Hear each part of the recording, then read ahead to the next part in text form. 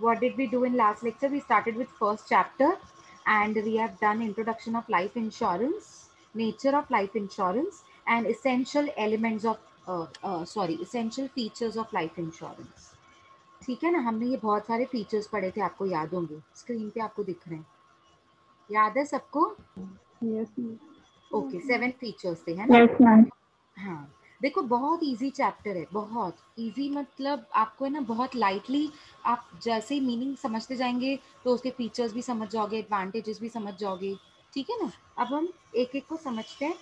Advantages of life insurance, now comes advantages. अब अगर आप लाइफ इंश्योरेंस पॉलिसी खरीदते हैं, प्रोडक्ट खरीदते हैं, तो अभी प्रोडक्ट खरीदने से आपका फायदा क्या है? What are the advantages to insured? देखो, सबसे पहले तो ये एनकरेज करता है आपको सेविंग्स करने के लिए। कैसे? हर महीने आप प्रीमियम भरते हो ना कंपनी को, और आपको मैच्योरिटी डेट पर लमसम अमाउंट, आपको बहुत अच्छा खासा अमाउंट, बड़ा amount, big big amount, together with the amount of bonus company आपको पे करती है। So it is kind of savings that you do for your long term future period, है ना? So it is encouraging savings and aids thrift. Aids thrift का मतलब क्या होता है? देखो, आपका जो फ्यूचर है ना उसको प्रोटेक्ट करता है ये, मतलब प्रोटेक्शन बोल, मतलब ज्यादा सूट नहीं हो रहा इधर। एड्स थ्रिफ्ट मतलब आपका जो डर है ना मन में, आपको जो लगता है ना कि मतलब अगर मेरी फैमिली का ये पर्सन एक्सपायर हो गया तो हमारी फैमिली इनकम का क्या होगा।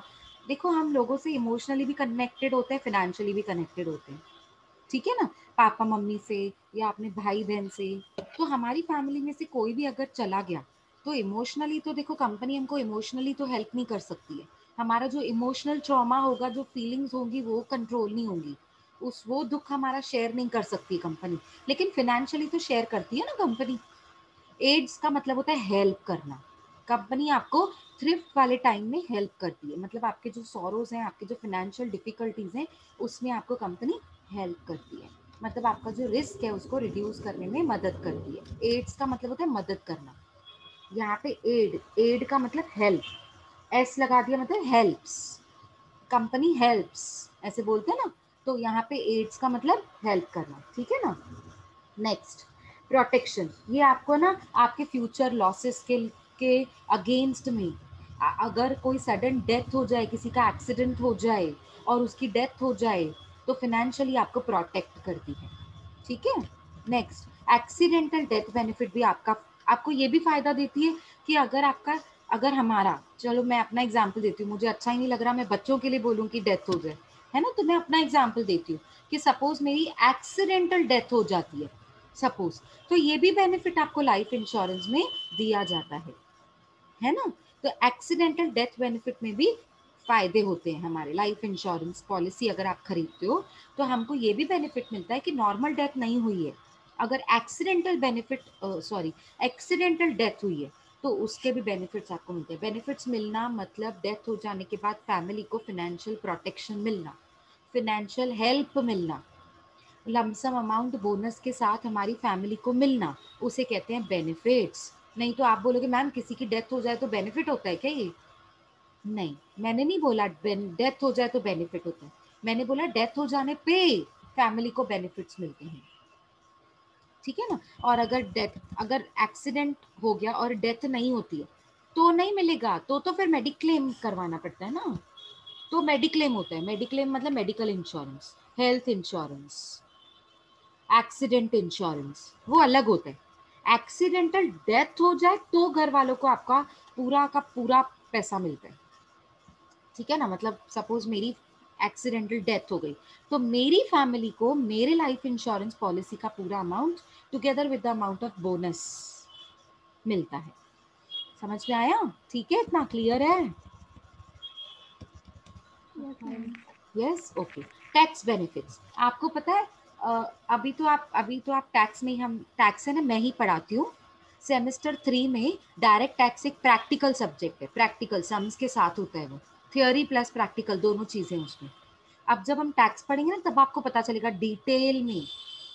एक है ना सेक्शन 80 होता है, देखो हम में ना पढ़ाते पढ़ाते अभी हमको सेक्शंस याद हो गए हैं, उसके अंदर जो सब सेक्शंस होते हैं ना वो भी याद है। तो मैं आपको अब बता पा रही हूँ पर आप समझोगे नहीं। मैं पहले ये बता दे रही हूँ, अभी आप समझोगे नहीं, सिर्फ उसका ना आइडिया ले लो। पूरा डिटेल में अभी आप नहीं समझ पाओगे, सिर्फ मैं आपको आइडिया दे रही हूँ, ठीक है ना। क्या आइडिया दे रही हूँ, ध्यान से सुनो। अभी आप है ना बिजनेसमैन हो, आपने आपने क्या किया, बिजनेस से इनकम अर्न किया। आपको पता है इनकम पे टैक्स लगती है, यस और नो, इतना पता है यस सबको। Yes ma'am. हाँ, इनकम पे टैक्स लगती है जिसे हम कहते हैं इनकम टैक्स। ठीक है, ये तो सबको पता है, ये तो सब बच्चे बच्चे को पता होगा।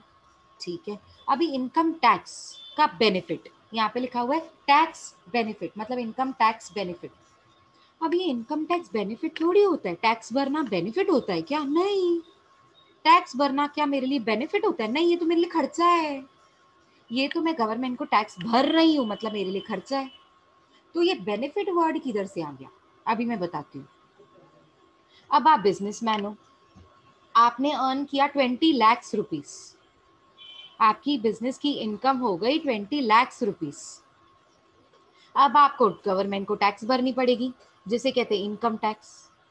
ठीक है ना, आपकी टोटल इनकम कितनी हो गई, 20 लैक्स। अब सपोज 20 लैक्स का 10% आपको टैक्स भरनी है। कितना बोला मैंने टैक्स, 20 लैक्स का 10%। 10, तो 20 लैक्स का 10% कितना होता है, 2 lakhs. Is it correct, yes और no? Yes ma'am. Yes, yes ma'am. 20 lakhs का 2 लैक्स आपको गवर्नमेंट को Yes, टैक्स ma'am. भरनी है। ठीक है, लेकिन अगर आपने जो जो इनकम अर्न करता है ना, आप मतलब आप इनकम अर्न कर रहे हो 20 लैक्स, आप गवर्नमेंट आपको बोलेगी 20 लैक्स का 10%, 2 लैक्स मुझे टैक्स पहुंचानी है आपको ये डेट तक। तो आप गवर्नमेंट को कहोगे मैंने LIC खरीदी हुई है, लाइफ इंश्योरेंस पॉलिसी खरीदी हुई है मैंने। तो गवर्नमेंट आपको बोलेगी ठीक है, तो आपको ना उसका बेनिफिट मिलेगा, फायदा मिलेगा। क्या फायदा मिलेगा मुझे, आपको पता है क्या फायदा मिलेगा? टैक्स खुद ब खुद कम हो जाएगी। कितनी कम हो जाएगी मैम, कितनी कम हो जाएगी? जितना आप हर साल लाइफ इंश्योरेंस पॉलिसी का प्रीमियम भरते हैं, ध्यान से सुने, प्रीमियम। मैंने ये नहीं बोला लाइफ इंश्योरेंस पॉलिसी का जो लमसम अमाउंट होता है ना, वो नहीं बोला मैंने। नहीं, मैंने क्या बोला, लाइफ इंश्योरेंस पॉलिसी जो आपने खरीदी, समझो आपने पॉलिसी खरीदी 7 लाख रुपए की, 8 लाख रुपए की, 10 लाख रुपए की। तो मैं 7 लाख, 8 लाख, 10 लाख रुपए की बात नहीं कर रही हूँ, मैं बात कर रही हूँ लाइफ इंश्योरेंस पे जितना आप प्रीमियम भरोगे। अच्छा, तो कितना प्रीमियम भरते हैं मैम हम? वो तो डिपेंड है ना पॉलिसी कितने की है। 7 लाख की पॉलिसी है तो प्रीमियम कम है, 8 लाख की पॉलिसी है प्रीमियम ज्यादा हो जाएगा, 10 लाख का प्रीमियम होगा, सॉरी 10 लाख की पॉलिसी होगी, प्रीमियम और ज्यादा हो जाएगा। समझ में आ रहा है मैं क्या बोल रही हूँ? Are you guys following? Yes ma'am. हाँ, तो सपोज अभी आपने ना 7 लाख की पॉलिसी खरीदी, 7 लैक्स, और आप प्रीमियम भरते हो पूरे साल में 50,000, 50,000 रुपए। तो आपकी इनकम कितनी थी जिस पे टैक्स भरनी थी? आपकी इनकम थी 20 लाख रुपए। 20 लाख पे टैक्स कितनी भरनी थी? 2 लाख रुपए, 10%। याद आया पहला वाला एग्जाम्पल, इनकम टैक्स। मिक्स हो रहा है क्या? देखो, मैंने क्या बोला, आप बिजनेसमैन हो, आपने टोटल इनकम अर्न की 20 लाख रुपए, गवर्नमेंट ने आपको बोला 10% टैक्स भरो मतलब 2 लाख रुपए। LIC कितने की कराई थी? 7 लाख रुपए। प्रीमियम कितना भरते हो साल भर में? साल भर में 50,000 रुपए। तो इनकम टैक्स जो आप गवर्नमेंट को भरते हो ना, उसमें से ये वाला 50,000 रुपए रिड्यूस हो जाएगा। मतलब आप टैक्स कितनी भरने वाले थे गवर्नमेंट को? 2 लाख रुपए। अब आप 2 लाख नहीं भरोगे, अब आप कितना भरोगे, कोई बताएगा answer? 1,50,000। 1,50,000। Very good, good good answer, wonderful answer, very good. मतलब आप समझ गए टैक्स बेनिफिट क्या होते हैं, मतलब आप एग्जाम्पल से समझ गए टैक्स बेनिफिट क्या होते हैं। किसने आंसर दिया 1,50,000? सत्यम ने। Yes ma'am. Very good Satyam, good answer, very wonderful answer. अब 1,50,000 कैसे निकाला? 2 लाख जो आपको गवर्नमेंट को टैक्स भरनी थी, वो आपका खर्चा, 2 लाख रुपए टैक्स भरनी थी, खर्चा आपका कितना बड़ा खर्चा है देखो। अच्छा, उसमें से 50,000 रुपए प्रीमियम, जो लाइफ इंश्योरेंस पॉलिसी का प्रीमियम भर रहे हो, प्रीमियम वेरी इंपॉर्टेंट वर्ड, वो आपका इनकम टैक्स को रिड्यूस करता है। इनकम टैक्स 2 लाख रुपए, लाइफ इंश्योरेंस प्रीमियम 50,000 रुपए। तो इनकम टैक्स जो आप भरने वाले हो ना 2 लाख, उसमें से 50,000 रुपए माइनस कर दो, गवर्नमेंट आपको बेनिफिट दे रही है। माइनस कर दिया तो बाकी गवर्नमेंट को हम कितना भरेंगे? 1.5 लाख रुपए, 1,50,000 रुपीज। मतलब आप समझो ना, 2 लाख से 1.5 लाख, मतलब 50,000 का बेनिफिट मिला आपको। और ये 50,000 रुपए ये वही अमाउंट था जो आप लाइफ इंश्योरेंस का प्रीमियम भर रहे थे, ये वही अमाउंट है। तो ये मेरे लिए बेनिफिट हुआ ना। क्लियर है सबको? Yes, ma'am. Yes, very good.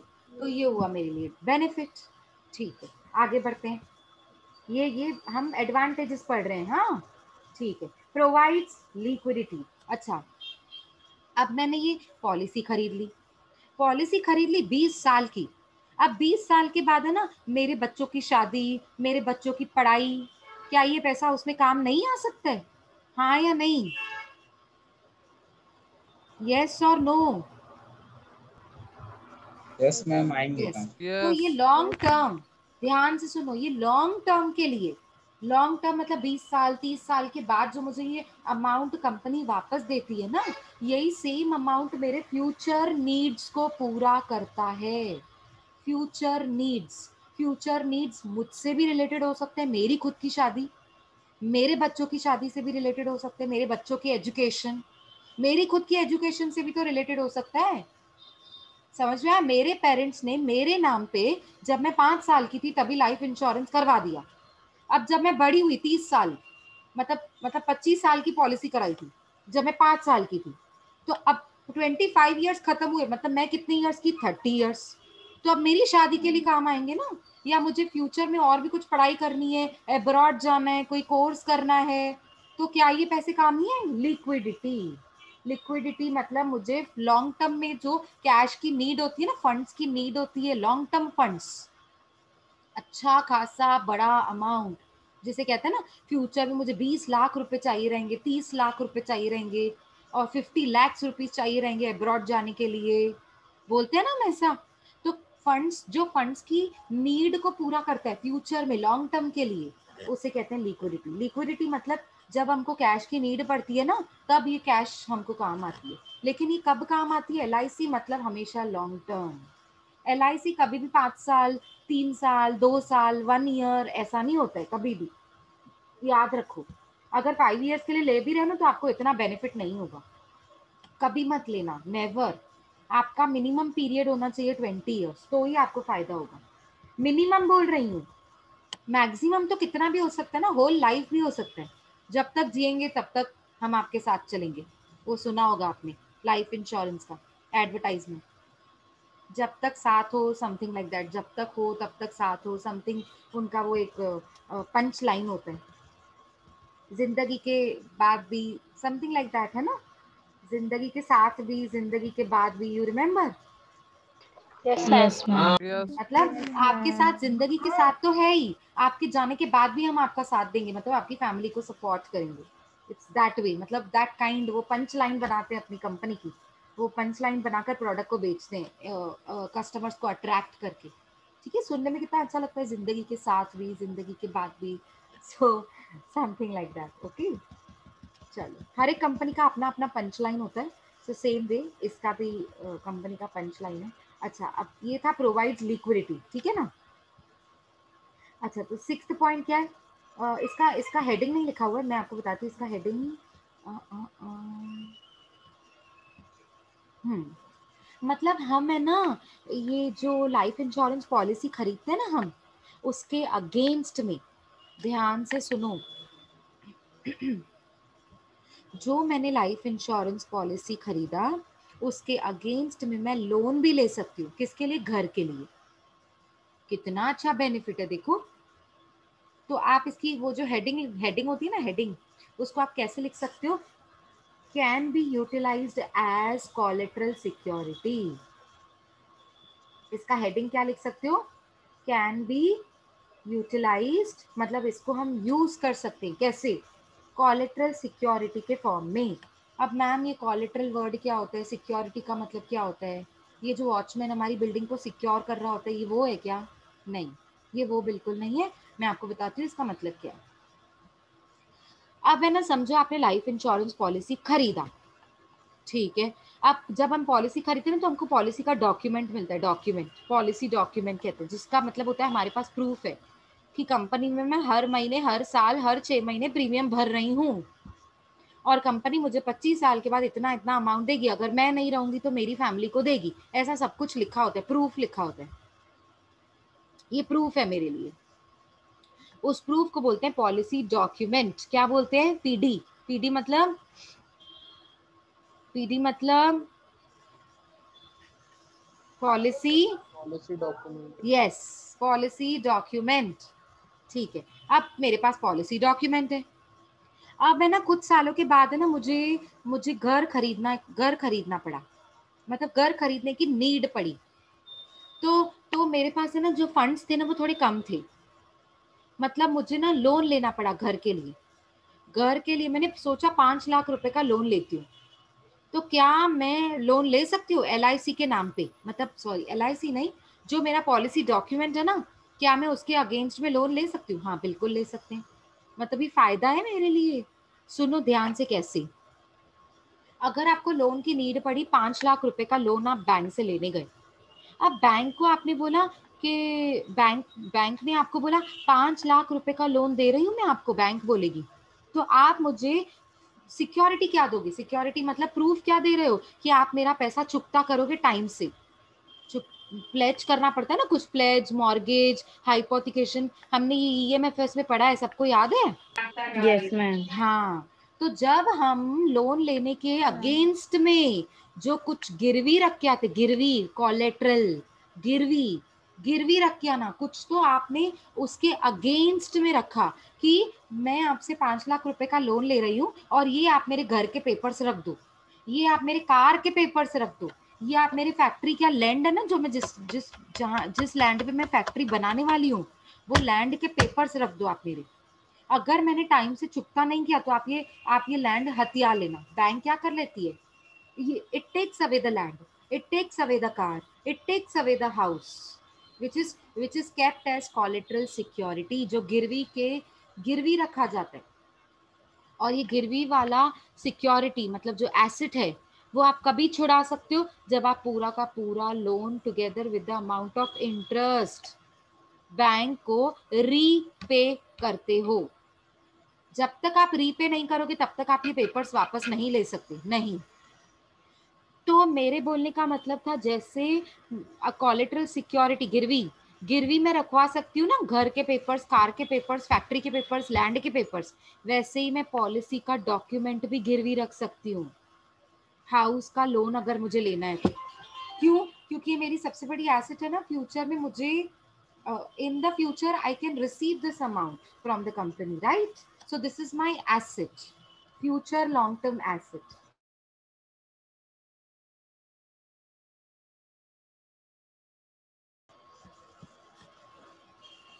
So did you understand this point? House loan के अगेंस्ट में हम ये लाइफ इंश्योरेंस का पॉलिसी डॉक्यूमेंट गिरवी रख सकते हैं। ये समझ में आया? सबको पॉइंट क्लियर है? Yes, ma'am. Yes. ठीक है, चलो आगे देखो। नेक्स्ट पॉइंट, 7th वन, ये हम एडवांटेजेस पढ़ रहे हैं। हाँ, transfer of the property contained in life insurance policy does not attract any stamp duty like other property. जब आप लाइफ इंश्योरेंस पॉलिसी का डॉक्यूमेंट गिरवी रखते हो ना, या फिर प्रॉपर्टी ट्रांसफर करने के लिए लाइफ इंश्योरेंस पॉलिसी को यूज करते हो जब आप, तब आपको कोई भी स्टैम्प ड्यूटी भरनी नहीं पड़ती है। मतलब ये भी एक फायदा है। नहीं तो घर खरीदने के लिए हमको 1.5, 2 लाख, 2.5 लाख, 3 लाख स्टैम्प ड्यूटी भरनी पड़ती है। पर अगर आप लाइफ इंश्योरेंस पॉलिसी अगर उसके अगेंस्ट में आप यूज कर रहे हो, प्रॉपर्टी के अगेंस्ट में खरीदने के लिए या लोन लेने के लिए, तो स्टैम्प ड्यूटी नहीं भरनी पड़ती है, does not attract any stamp duty, ठीक है ना, ये भी मेरे लिए एक बेनिफिट है। Settlement of claim under life insurance policy is very simple. अभी जब हम देखो, जब हम मेडिकल इंश्योरेंस कराते हैं, मेडिक्लेम जिसको बोलते हैं, हेल्थ इंश्योरेंस करवाते हैं, एक्सीडेंट इंश्योरेंस कराते हैं, तो है ना बहुत फॉर्मेलिटीज होती है। मतलब समझो मेरा एक्सीडेंट हो गया, I am sorry, I have a throat problem today, so you all have to bear with this, ठीक है ना। थोड़ा सा मेरा, मैं थोड़ा धीरे बोलूंगी आपको, आई होप सबको सुनाई दे रहा है, सुनाई दे रहा है ना सबको? Yes ma'am. हाँ जी। तो ना सपोज अभी मैंने मेडिक्लेम लिया, तो एक्सीडेंट हो जाने पे ना बहुत देखो लीगल फॉर्मेलिटीज होती हैं। मतलब जैसे हॉस्पिटल के सारे पेपर्स, बिल्स और डॉक्टर की साइन, डॉक्टर का लेटर चाहिए होता है कि हाँ इसने मुझसे ये ऑपरेशन करवाया, इनका एक्सीडेंट हो गया था, वगैरह वगैरह। अब 10 बार कंपनी में जाना का, कोई कोई कंपनी तो इतनी बेकार होती है 10 बार चक्कर कटवाते हैं, है ना। तो ना उनमें जो फॉर्मेलिटीज होती है ना वो बहुत होती है जनरल इंश्योरेंस में। लेकिन लाइफ इंश्योरेंस बहुत सिंपल होता है, बहुत सिंपल। उसमें जो क्लेम सेटल होता है ना, क्लेम सेटल मतलब जब मैच्योरिटी डेट आती है ना, तब जब लाइफ इंश्योरेंस कंपनी हमको पे करती है ना, पे, उसको बोलते हैं क्लेम सेटलमेंट। मतलब जिस दिन हमको अमाउंट मिलता है ना कंपनी से, उस डेट को बोलते हैं claim settlement date. Settlement of claim under life insurance policy is very simple. कुछ नहीं होता है इसमें। क्या होता है, अगर डेथ हो गई तो नॉमिनी को मिल जाएगा पूरा का पूरा पैसा। कैसे मिलेगा? सिर्फ और सिर्फ आपको एक बार कंपनी में जाना है। आपको मतलब सपोज मेरी डेथ हो गई, तो मेरे मेरे डॉक्यूमेंट में, मेरा पॉलिसी में, मेरी पॉलिसी डॉक्यूमेंट में मेरे नॉमिनी का नाम क्या था? हस्बैंड, मेरे हस्बैंड का नाम था, ठीक है ना। सपोज मेरे हस्बैंड का नाम था, तो अब मेरे हस्बैंड जाएंगे वहां पर मेरी डेथ के बाद, और वो पेपर सबमिट करेंगे, पॉलिसी डॉक्यूमेंट, डेथ सर्टिफिकेट, मेरा आधार कार्ड, पैन कार्ड, वॉट जो कंपनी मांगती है ना वो दे दो, एक ही बार में दे दो। अब देने के बाद 1 महीने के अंदर आपको कंपनी सारा का सारा पैसा चुका देती है, सिंपल, आपके अकाउंट में आ जाएगा, बात खत्म, कुछ झंझट नहीं। अच्छा, अब अगर मैं हूँ, सपोज मैच्योरिटी डेट आ गई और मैं हूँ, I am alive, I am still alive, तो मैंने जाकर कंपनी में, आजकल तो मैं भी नहीं जाऊंगी, आजकल तो क्या होता है एजेंट के थ्रू, आजकल तो सिर्फ फोन करो एजेंट को कि घर पे आ जाइए, मैच्योरिटी डेट आ गई है, आप घर घर में से जितने भी पेपर्स है ना मेरे ले जाइए। कौन से पेपर्स? Policy document. अब डेथ तो हुई नहीं है तो डेथ सर्टिफिकेट तो काम का ही नहीं है, मतलब डेथ सर्टिफिकेट तो मैंने देना ही नहीं है, क्योंकि अभी तक तो मैं हूँ, तो मुझे ही मिलेगा। अगर मैं सरवाइव कर रही हूँ, ये देखो, इन केस ऑफ सर्वाइवल, अगर मैं सरवाइव करती हूँ, अलाइव हूँ, अभी तक हूँ, तो मुझे मैच्योरिटी डेट पर पूरा का पूरा पैसा मिलेगा। The claim is paid to him on the maturity date. और अगर मेरी डेथ हो गई, in the case of death, nominee will receive the policy money. Clear हो रहा है कि नहीं हो रहा है?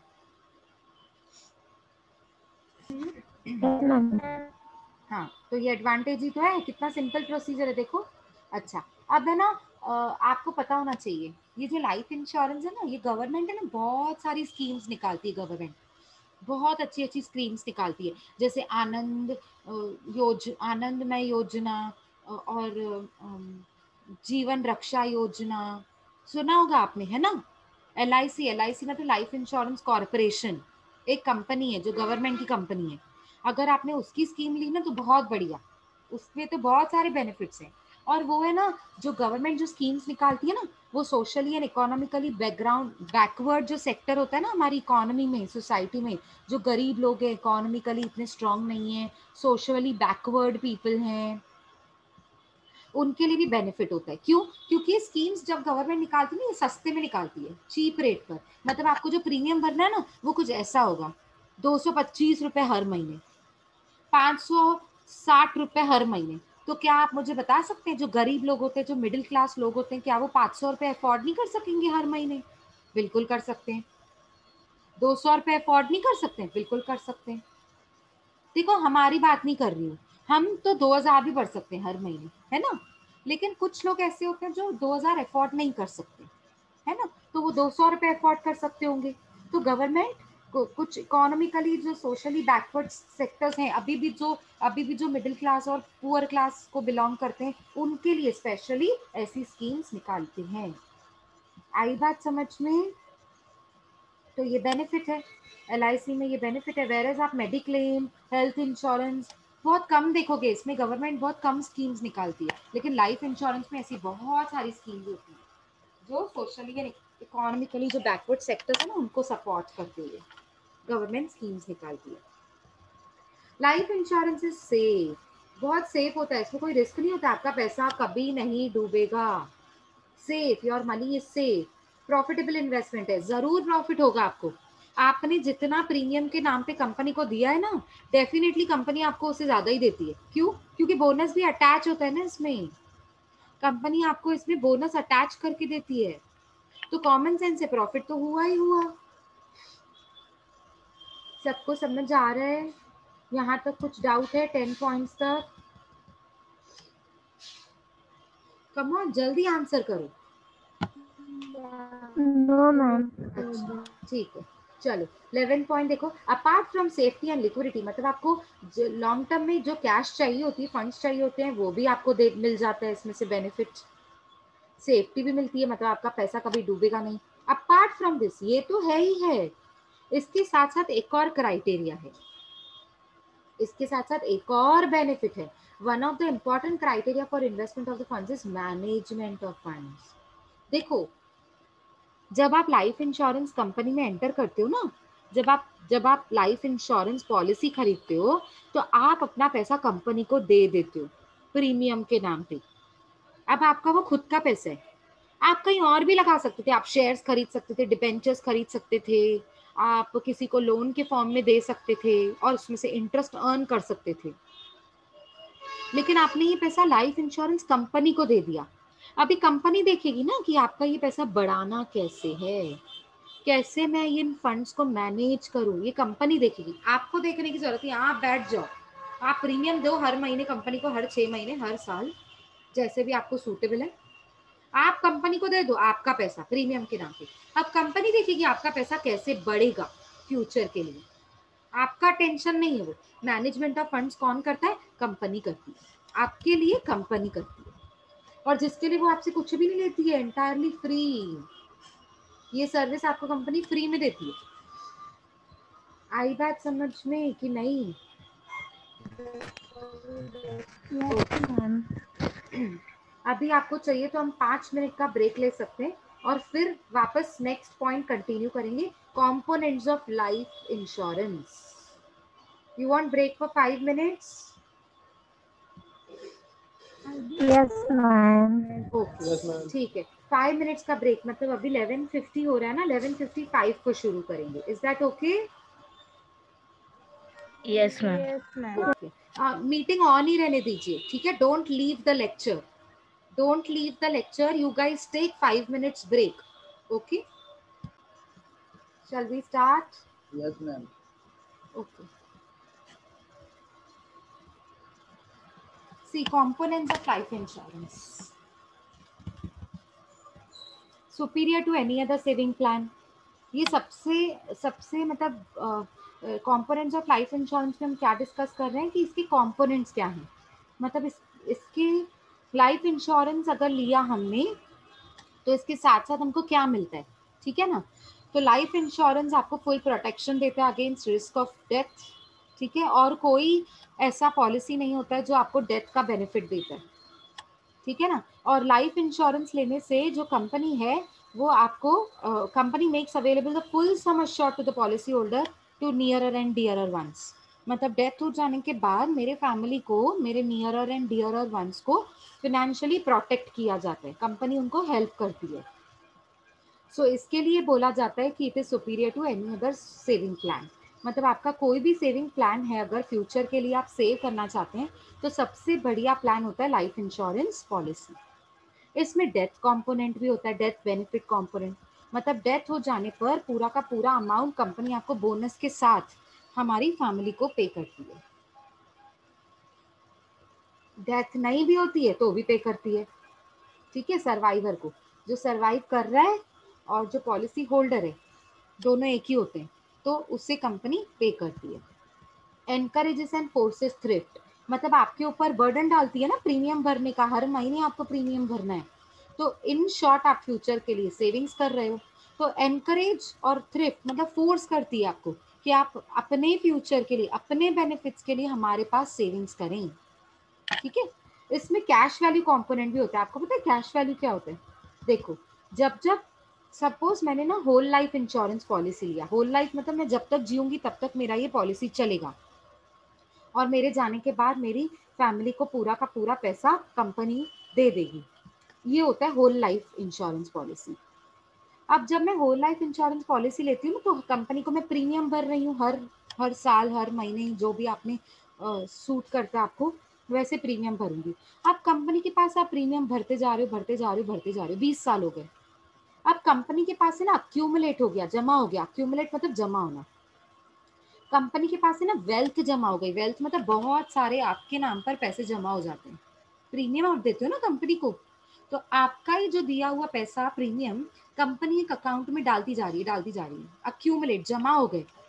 अब वो जमा होने पर आपको कुछ सालों के बाद वो सेविंग बैंक अकाउंट टाइप आपका बन जाएगा, सेविंग बैंक नहीं सॉरी, सेविंग अकाउंट एक बनाया जाता है जिसमें से आप कुछ कुछ पोर्शन विड्रॉ भी कर सकते हैं, कुछ पोर्शन आप है ना हर साल विड्रॉ कर सकते हैं, वो कंपनी डिसाइड करती है कितना, अच्छा कब, 20 साल के बाद, मतलब समझो 20 ईयर्स तक आपको कंपनी को पे करना है, उसके पहले आप विड्रॉ नहीं कर पाओगे, 20 ईयर्स के बाद कर पाओगे। कितना करना है वो भी कंपनी आपको लिमिट देती है, पर विड्रॉ तो कर सकते हैं ना। तो वो ही लिखा हुआ है, देखो पढ़ो, life insurance provides a cash value और investment component that accumulates cash value that the policy holder may withdraw, वो जो अक्यूमुलेट किया जाता है ना कैश का वैल्यू, जमा की जाती है कैश, वो आप पॉलिसी होल्डर मतलब आपने जिसने पॉलिसी खरीदी है उसको विड्रॉ भी कर सकते हैं हम अमाउंट को, या उसी अमाउंट के बेसिस पे कुछ लोन भी बोरो कर सकते हैं। आया समझ में सबको कैश वैल्यू क्या होता है? और ये सिर्फ और सिर्फ लाइफ इंश्योरेंस का कंपोनेंट होता है, ये जनरल इंश्योरेंस का कंपोनेंट नहीं होता है।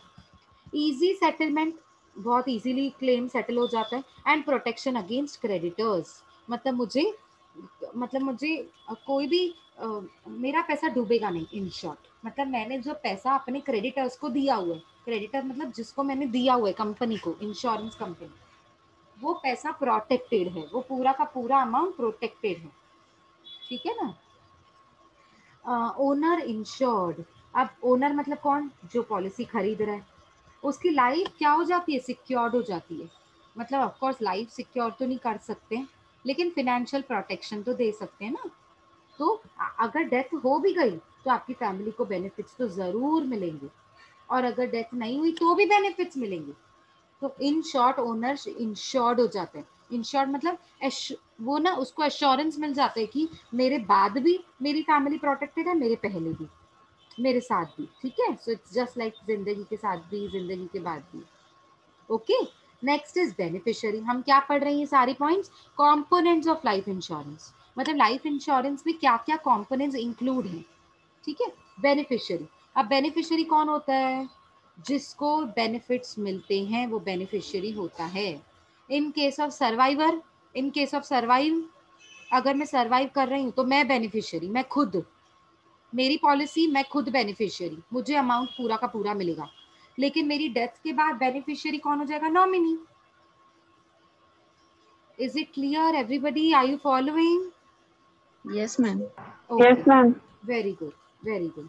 चलो नेक्स्ट देखो, readily marketable, wow what a feature, कितना अच्छा फीचर है। रेडी मार्केटेबिलिटी का मतलब होता है जब चाहे तब आप ये पॉलिसी सरेंडर कर सकते हो, मतलब बेच दो। कंपनी को बोलो अब मैं प्रीमियम भरने की कैपेसिटी में नहीं हूँ, अब मेरी सैलरी बंद हो गई, जॉब निकल गया, मेरा जॉब चला गया, अब मैं रिटायर हो गई, अब मुझे अपना प्रीमियम भरने की कैपेसिटी नहीं है, अब मुझे ये पॉलिसी सरेंडर करनी है, छोड़नी है, मुझे छोड़नी है, जिस टाइम पे छोड़नी है छोड़ सकते हैं, कोई बात नहीं। कितना इजी है देखो, रेडी मार्केटेबिलिटी मतलब जब चाहिए सरेंडर कर सकते हैं। अच्छा, तो सरेंडर करने पे कुछ प्रॉफिट नहीं होगा, कुछ मैम मिलेगा नहीं पैसा, क्यों नहीं मिलेगा, मिलेगा जरूर मिलेगा। कितना मिलेगा? जब आपने सरेंडर किया ना तब तक का जितना अमाउंट आपका बनता है ना उतना मिलेगा, लेकिन मिलेगा जरूर। आपकी पॉलिसी की लाइफ कितनी थी? 25 साल। पॉलिसी की लाइफ बोल रही हूँ, आपकी लाइफ नहीं, ठीक है? हमारी लाइफ का तो हमको पता ही नहीं है ना, लेकिन पॉलिसी की लाइफ पता है, 20 साल, 25 साल, 15 साल पता है। 25 साल की पॉलिसी मैंने खरीदी थी। अब 15 साल के बाद मुझे लगा नहीं, मैं तो प्रीमियम भर ही नहीं सकती, बहुत हो रहा है मेरे ऊपर, बर्डन हो जा रहा है, प्रीमियम बंद करवा दो। अब प्रीमियम का बंद कराना मतलब सरेंडर कर देना। आप सरेंडर कर रहे हो। चोर कैसे पुलिस के सामने सरेंडर करता है? हाँ मैंने चोरी करी है, मुझे पकड़ लो, ठीक है? वैसे मैंने लाइफ इंश्योरेंस कंपनी में जाके कह दिया मैंने प्रीमियम नहीं भरना अभी से, अब आप देख लो, तो कंपनी क्या बोलेगी? पॉलिसी बंद करा दो। चलो कोई नहीं, पॉलिसी बंद हो गई। 15 साल में आपने पॉलिसी बंद कराई, 25 साल वाली पॉलिसी, तो 15 साल तक तो आपको जो जितना बेनिफिट बनता है उतना तो मिलेगा ही ना। 25 साल के जितना नहीं मिलेगा, सॉरी, लेकिन 15 साल के जितना तक तो मिलेगा। तो आपको 15 साल के बाद सरेंडर जब चाहे कर सकते हैं, तो जब किया आपने तब आपको लिक्विडिटी मतलब कैश मिलेगी। कितना अच्छा बेनिफिट है देखो, जब पैसा चाहिए तब मिलेगा, सरेंडर कर दो सिर्फ। And sustainability, suitability for quick borrowing, ये तो मैंने आपको ऊपर, ये सब हम बेनिफिट, एक्चुअली ये बेनिफिट्स ही, बेनिफिट्स वाली पॉइंट को रिपीट किया, कंपोनेंट्स में डाल दिया अलग हेडिंग बनाकर, वो ये सूटेबल फॉर क्विक बोरोइंग, मतलब आपको अगर LIC के, सॉरी बार बार ना मैं कंपनी का नाम क्यों ले रही हूँ, I should be saying, life insurance policy अगर आपने खरीदी है तो पॉलिसी डॉक्यूमेंट को गिरवी रखकर आप बोरो भी कर सकते, बोरो मतलब लोन, आप लोन भी ले सकते हैं, क्विक बोरोइंग, बहुत इजीली आपको लोन मिल जाएगा। किसके बेसिस पे? पॉलिसी डॉक्यूमेंट के बेसिस पे। एक्सीडेंट डेथ बेनिफिट्स, ये भी हमने ऊपर पढ़ा, ये भी एक कंपोनेंट है। किसका कंपोनेंट है? लाइफ इंश्योरेंस का, कि आपको है ना सिर्फ नॉर्मल डेथ, जो नेचुरल डेथ होती है ना, सिर्फ उसका ही बेनिफिट नहीं है, एक्सीडेंट से जो डेथ होती है ना उसका भी बेनिफिट मिलेगा आपकी फैमिली को। Next, tax benefits. Tax benefits अभी अभी हमने सीखा, इनकम टैक्स रिड्यूस हो जाता है, कितना? जितना आप प्रीमियम भरते हो, ठीक है ना? 100% ऑफ प्रीमियम इज डिडक्टेबल, मतलब मैंने एग्जांपल दिया था ना, 50,000 का आप प्रीमियम भरते हो तो 50,000 का 50,000 आप डिडक्ट कर सकते हो, डिडक्टेबल, डिडक्ट कर सकते हो, किसमें से? बिजनेस इनकम में से। मैंने पहले भी एग्जांपल भी वही दिया था, अभी लिखा भी वही है, अगर आपका ध्यान है तो। क्लियर हुई components? Is it clear everybody? Yes, ma'am. Okay, now components में ह्यूमन लाइफ वैल्यू भी होते हैं, इसके कंपोनेंट में ह्यूमन लाइफ वैल्यू भी होते हैं। अब ये ह्यूमन लाइफ वैल्यू क्या होते हैं? HLV, इसको शॉर्ट में बोलते हैं HLV, क्या बोलते हैं? रिपीट करो full form. Human life value. Human very life good, value. Human life value. अब ये होता क्या है, चलो देखते हैं। सबसे पहली तो बात तो ये मेरी एसेट है, कंपोनेंट्स में ह्यूमन लाइफ वैल्यू भी होता है, human life value is a component, ठीक है? तो ये मेरी एक एसेट होती है, लाइफ तो मेरी एसेट है ना, हाँ बिल्कुल लाइफ मेरी एसेट है, ये मेरी लाइफ है ना, it is my asset. So HLV concept considers human life as a kind of property, मतलब क्योंकि आपकी लाइफ है इसीलिए तो कंपनी आपसे प्रीमियम ले पा रही है, क्योंकि आपकी लाइफ है तभी तो आपको, आप अपना इंश्योरेंस करवाना चाहते हो, तो इंश्योरेंस तो हम एसेट्स का ही तो करवाते हैं, लायबिलिटी का कोई इंश्योरेंस थोड़ी होता है।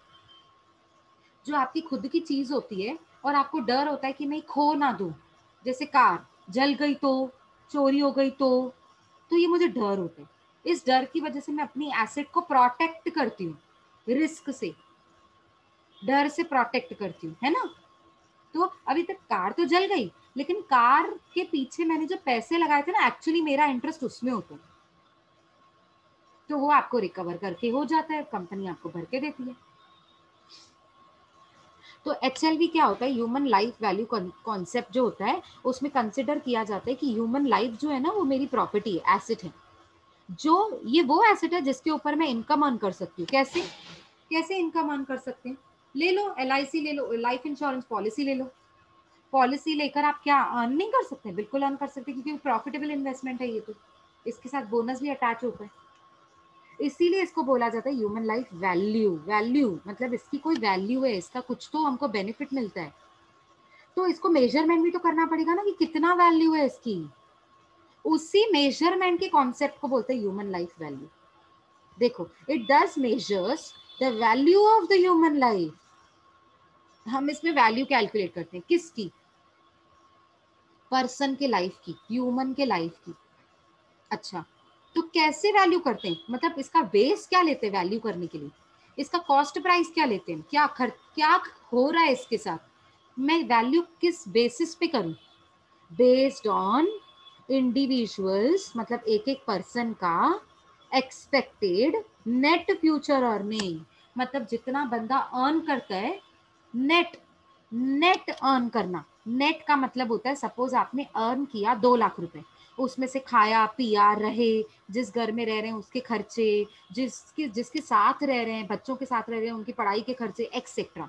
आपने 2 लाख कमाया, उसमें से 1.5 लाख खर्च किया, तो आपका नेट, नेट मतलब खर्चे माइनस करके, नेट मतलब बाकी कितना हाथ में बचता है। नेट अर्निंग्स का मतलब होता है 2 लाख कमाया, 1.5 लाख खर्चा किया, तो हाथ में कितना बचा? 50,000 रुपए। तो आपकी ह्यूमन लाइफ वैल्यू ऐसे कैलकुलेट की जाती है। ह्यूमन लाइफ की मेजरमेंट कैसे करते हैं? वैल्यू मेजरमेंट कैसे करते हैं? आपने कितना अर्न किया, उसमें से कितना खर्चा किया, बाकी जितना बचा उसको बोलते हैं value of the human life, 50,000 रुपए। क्यों मैम, इसका लॉजिक क्या है? बचा हुआ अमाउंट क्यों ले रहे हो? 50,000 रुपीज क्यों पकड़ रहे हैं हम लोग? क्यों? क्योंकि प्रीमियम आप उसी में से ही तो भर पाएंगे, 50,000 में से कंपनी को। आप मुझे बताओ, घर के खर्चे निकालेंगे कि प्रीमियम भरेंगे? घर के खर्चे निकालेंगे पहले। अच्छा, बच्चों की एजुकेशनल फीस भरोगे कि पहले लाइफ इंश्योरेंस पॉलिसी करोगे? कॉमन सेंस से पहले तो एजुकेशन का खर्चा करेंगे ना। पहले पहले खाएंगे कि पहले प्रीमियम भरोगे? पहले तो खाना खाएंगे ना। तो पहले तो बेसिक नेसेसिटीज पे खर्चा किया जाता है ना, उसके बाद जो बचता है वो आप कंपनी के पास जाकर देते हो कि हाँ ये मेरा एक्स्ट्रा अर्निंग है, ये आप प्रीमियम के नाम पे मुझसे ले लो और मुझे पॉलिसी बेचो। समझ आ रहा है कि नहीं? Yes ma'am. हाँ, तो नेट अर्निंग्स का ही मतलब होता है ह्यूमन लाइफ वैल्यू। मतलब वैल्यू कैसे कैलकुलेट की जाती है? Based on net earnings. Net earnings का मतलब लिखा हुआ है जो अभी मैंने बताया ना, वो ही सब लिखा हुआ है, पढ़ो। Net earning means income of a person expects to earn, मतलब जितना हम इनकम अर्न करते हैं ईच ईयर, हर साल में, लेस, उसमें से लेस करना है the amount he would spend on self, खुद के ऊपर, खुद के घर के ऊपर, खुद के बच्चों के ऊपर, खुद की वाइफ के ऊपर, खुद के हस्बैंड के ऊपर आप कितना खर्चा करते हो, वो माइनस करके जो आंसर बचता है ना, वही तो होता है हमारा value of human life. Very simple. Clear है सबको? Yes ma'am. अभी देखो एग्जाम्पल भी दिया है, कितना बढ़िया एग्जाम्पल है। देखो, mister Rajan earns 1,20,000 year and spends ₹24,000 on himself. तो उसने कमाया कितना? 1,20,000। तो क्या 1,20,000 मेरी वैल्यू होगी? राजन के लाइफ की वैल्यू क्या होगी? कोई बताएगा राजन के लाइफ की वैल्यू क्या होगी? देखो आगे क्या बोल रहा है, the net earnings of his family would lose were he to die prematurely would be 96,000 per year. अब ये ना, सपोज राजन की डेथ हो गई तो उसकी फैमिली को नुकसान, कितना नुकसान? 96,000 का। अब मैम ये 96 किधर से आया? 96 थी उसके लाइफ की वैल्यू, मिस्टर राजन जो अपने घर पर लेकर आता था 96,000। पर मैम राजन तो अर्न करता था 1,20,000, तो 120 में से 24,000 वो अपने ऊपर खर्चा भी तो करता था, वो माइनस भी तो करो। तो घर पे कितना लेकर आता था? 96, 120 माइनस 24, तो घर पे कितना लेकर आता था? 96। मतलब फैमिली के लिए राजन कितना लेकर आ रहा था घर पे? 96। अगर राजन की डेथ हो गई तो फैमिली की जितनी अर्निंग्स थी 96,000 वो लूज हो जाएंगी, मतलब गवा देंगे वो। 96,000 का नुकसान हो जाएगा फैमिली का, क्योंकि जो कमाने वाला राजन था 96,000 वो तो चला गया। ठीक है ना? अब कंपनी है ना क्या करती है, रेट ऑफ इंटरेस्ट कैलकुलेट करती है मार्केट के हिसाब से। अभी मार्केट में रेट ऑफ इंटरेस्ट कितना चल रहा है?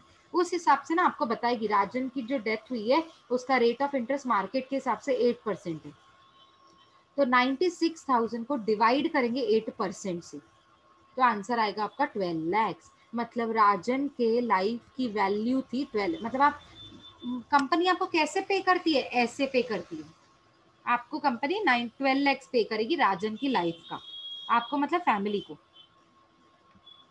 अब भी नहीं समझा एग्जाम्पल के बाद? क्लियर है एग्जाम्पल के बाद, हाँ या यस नहीं? मैम, यस हाँ, मैम। समझा? तो मतलब आप, मैं जस्ट ह्यूमन लाइफ वैल्यू का मेजरमेंट बता रही थी कि कैसे मेजरमेंट होता है, ठीक है। अब सेकंड सेकंड होता है द रिस्क। पहला होता है ह्यूमन लाइफ वैल्यू, उसमें ही दूसरा होता है रिस्क। अभी ना देखो रिस्क क्या होता है, ये रिस्क वो होता है, ये वो एक इवेंट होता है, इवेंट मतलब सिचुएशन, ये वो एक सरकमस्टेंस होता है जो ना आपकी एसेट को डिस्ट्रॉय कर देता है, डिमिनिश कम कर देता है। कम किसको कम करता है? वैल्यू को। किसकी वैल्यू को? Human life.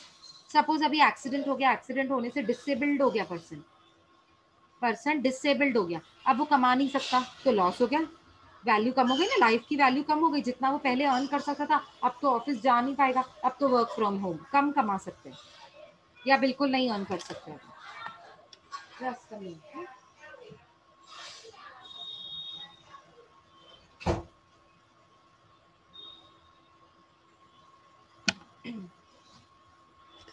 ओके, सो यहाँ पे देखो रिस्क को ना डिवाइड किया गया। देखो typical concerns faced by ordinary people, dying too early, जब बहुत जल्दी किसी की डेथ हो जाती है वो भी एक रिस्क होता है। लिविंग टू लॉन्ग, बहुत लंबे समय तक कोई पर्सन अलाइव है, मतलब जी रहा है, सपोज उसकी लाइफ हो गई है 125 ईयर्स, तो बीमारियां भी तो उतनी होंगी ना, तो वो भी तो एक नुकसान ही है हमारा, ठीक है। तो वो भी living too long is also a disadvantage, एक रिस्क होता है, क्योंकि जितना आप ज्यादा जिएंगे उतनी ज्यादा बीमारियां भी लाइफ के साथ आगे आगे जैसे हम बढ़ते हैं वैसे हम डिजीजेस भी बढ़ते जाते हैं। या लिविंग विथ डिसेबिलिटी, ये भी तो एक रिस्क है ना। आप हम अगर डिसेबल्ड हो जाएंगे तो वो भी तो एक रिस्क ही है, हमारा एक्सीडेंट हो गया या कुछ ऐसा हो गया जिसकी वजह से हम डिसेबल्ड हो गए, ठीक है। तो बस वो रिस्क के बारे में बता रहे हैं। Next is level premium.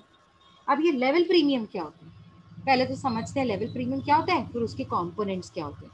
दो ही कंपोनेंट्स होते हैं लेवल प्रीमियम के, तो पर पहले ये तो समझ लें कि लेवल प्रीमियम क्या होता है। Level premium is a premium fixed such that S, इतना अमाउंट फिक्स किया जाता है, फिक्स, फिक्स मतलब सर्टेन, इतना तो प्रीमियम होगा ही होगा।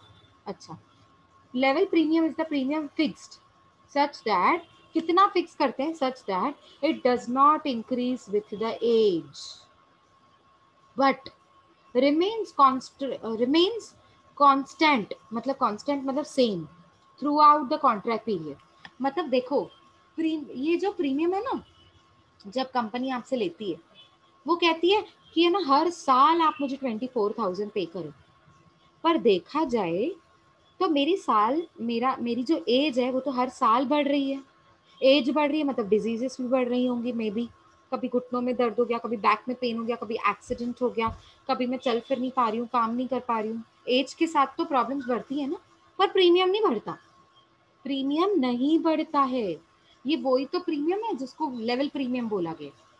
तो लेवल प्रीमियम मतलब कंपनी सोच समझ के आपको फ्यूचर का एस्टिमेशन करके बोलती है, अभी तो आप फिट एंड फाइन हो लेकिन फ्यूचर में तो प्रॉब्लम्स हो सकती है ना, तो कंपनी आपको एक लेवल डिसाइड करके देती है कि इतना प्रीमियम हर साल आपने भरना है, चाहे आपकी एज बढ़े तो भी आपको प्रीमियम इतना ही भरना पड़ेगा, ठीक है। This means that premium collected in early years, early माना बिगिनिंग ईयर्स, बिगिनिंग जब मैंने पॉलिसी खरीदी, would be more than the amount needed to recover to cover death claims of these ages। अब मैं आगे जी रही हूँ, आगे चल रही हूँ, आगे रह रही हूँ, ठीक है। तो जो आगे के साल होंगे, आगे की लाइफ होगी मेरी, तो अगर सपोज मेरी डेथ हो जाती है तो अमाउंट तो ज़्यादा लगेगा। क्यों? क्योंकि अगर मेरी डेथ जल्दी हो गई, जल्दी हो गई मतलब मैंने कंपनी को प्रीमियम उतना नहीं भरा था जितना भरना चाहिए था, क्यों? क्योंकि मेरी डेथ हो गई ना, तो कंपनी को तो प्रीमियम ज़्यादा चाहिए होगा।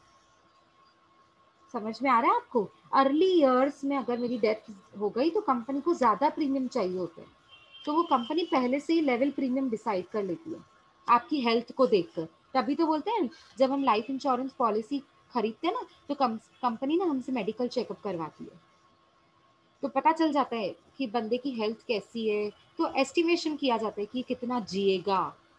ठीक है ना, एस्टिमेशन। हम परफेक्ट तो नहीं बता सकते कि किसी इंसान की लाइफ कितनी हो सकती है, पर है ना, यहाँ पर एक्सपर्ट्स आपको अंदाजे से, मतलब कंपनी अपने अंदाजे से कैलकुलेट करने के लिए प्रीमियम को, आपकी लाइफ को मेजर करती है। ठीक है, while premiums collected in later years, अगर आपकी लाइफ बहुत लंबी चली, लंबी लंबी, तो आप बहुत समय तक प्रीमियम भरते हो, बहुत समय तक, तब कंपनी को उतना प्रीमियम नहीं चाहिए होता है। would be less than the premium would be less than what it is needed to meet the claims of those dying at higher ages। मतलब अगर आप बहुत लंबे समय तक जीते हो, और जब इंसान की डेथ थोड़ी हायर एज में होती है, मतलब जब वो बूढ़े हो जाते हैं या सीनियर सिटीजन हो जाते हैं, तो उनके लिए उतना प्रीमियम की जरूरत नहीं लगती। क्यों? क्योंकि तब आप थोड़ा थोड़ा थोड़ा थोड़ा प्रीमियम बहुत सालों के लिए पे करते हो ना, तो कंपनी को उतने प्रीमियम की जरूरत नहीं होती है। तो जिनकी हेल्थ अच्छी होती है ना, उनका प्रीमियम भी कम होता है। क्यों कम होता है? क्योंकि कंपनी को उतना प्रीमियम चाहिए ही नहीं ना। क्या आपको समझ में आ रहा है जो मैं समझा रही हूँ? यस, क्लियर हो रहा है? Yes, ma'am. Okay, Yes, ma'am. हाँ जी। तो level premium is an average of both. अब लेवल प्रीमियम का मतलब ही यही होता है कि जब कंपनी को जो लोग जल्दी, जिनकी डेथ हो जाती है, जिनकी डेथ जल्दी हो जाती है, उनके लिए प्रीमियम कम होता है, मतलब सॉरी ज्यादा चाहिए होता है, ज्यादा, क्योंकि उनकी डेथ हम एस्टिमेट कर सकते हैं। अभी जो देखो, कुछ बच्चे ऐसे होते हैं जिनको है ना हर हर महीने ब्लड चढ़ाने की नीड होती है।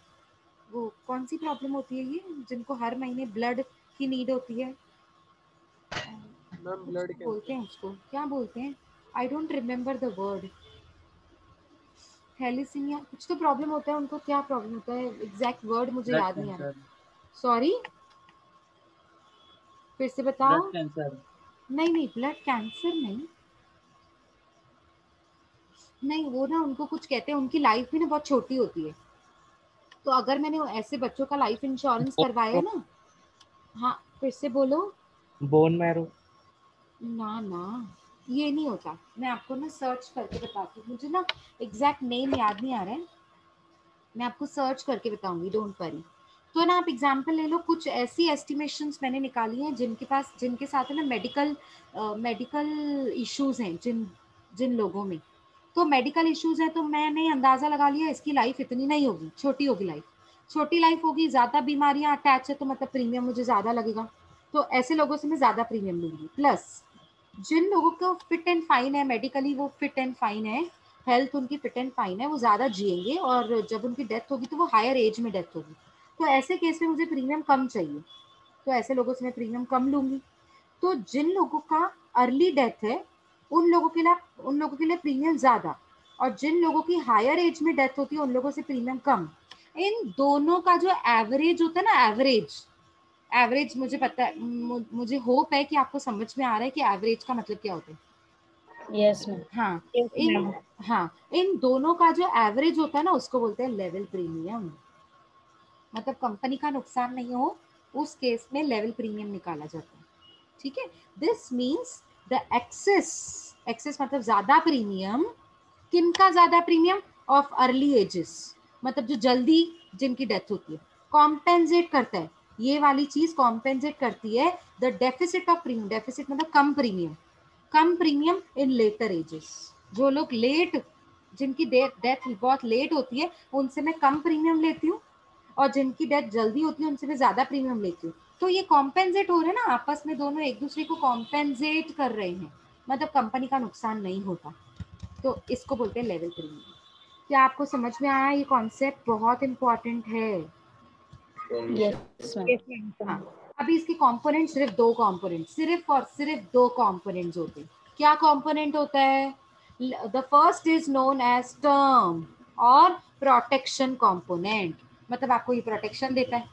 अच्छा, किसकी प्रोटेक्शन देता है? रिस्क, जो आपकी लाइफ के साथ रिस्क अटैच है ना, उसकी प्रोटेक्शन देता है, इसके अगेंस्ट में आपको प्रीमियम भरना पड़ेगा।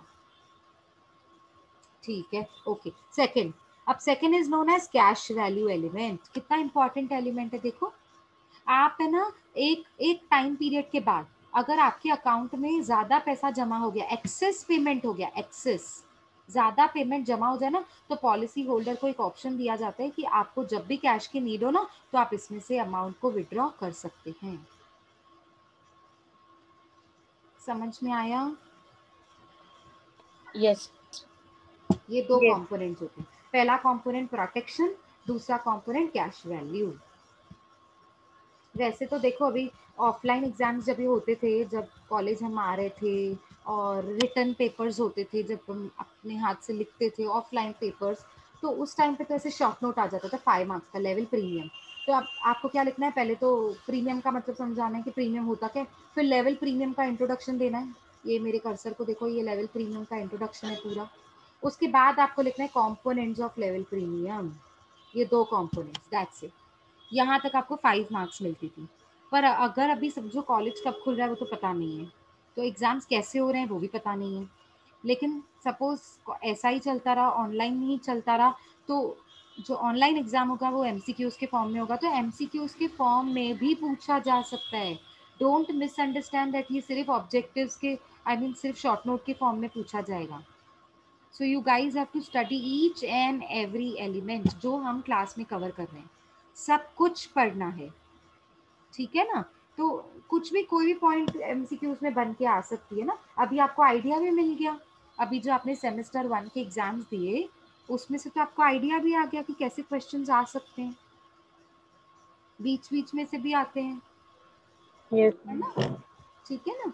तो अभी जैसे ये एक सेंटेंस है, level premium means the excess of premium of early ages dash for the deficit of premium in later ages. तो आपके पास 4 ऑप्शंस होंगे, उसमें से एक करेक्ट ऑप्शन होगा जिसको बोलते हैं कॉम्पेंसेट। तो मतलब कोई भी एक सेंटेंस बीच का उठाकर भी आ सकता है, ठीक है ना, एमसीक्यूज के फॉर्म में। तो आप दोनों चीजों के लिए प्रिपेयर रहिए, ऑफलाइन एग्जाम, ऑनलाइन एग्जाम, ठीक है ना। So I think done for the day.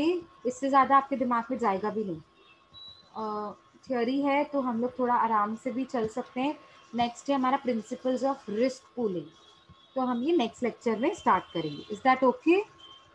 Okay, ma'am. हाँ, उसके बाद है life insurance contract. Okay, ma'am. ठीक है, लाइफ इंश्योरेंस कॉन्ट्रैक्ट के बाद है हमारा, ये क्या है, डिटर्मिनेंट्स लग रहे हैं मुझे। हाँ देखा, डिटर्मिनेंट्स ऑफ रिस्क प्रीमियम, ये बहुत बहुत बहुत ज़्यादा इंपॉर्टेंट है। ये तो हम ज़रूर बहुत अच्छे से कवर करेंगे। वैसे भी हम जो कर रहे हैं वो अच्छे से ही कर रहे हैं, डोंट वरी। उसके बाद है हमारा पेमेंट ऑफ प्रीमियम। प्रीमियम के बारे में सीखेंगे यहाँ पर कि प्रीमियम क्या होता है। उसके बाद ये चीज़ क्या दी हुई है, डिटर्मिनेंट्स लग रहे हैं रिस्क प्रीमियम के। ओके, प्रीमियम के डिटर्मिनेंट्स, ओके। एंड और क्या दिया हुआ, पॉलिसी प्रोसीजर एंड डॉक्यूमेंट्स। उसके बाद चैप्टर एंड। देखा, तो 5 और 6 अभी तक टॉपिक्स है इस चैप्टर के जो हमको कवर करने।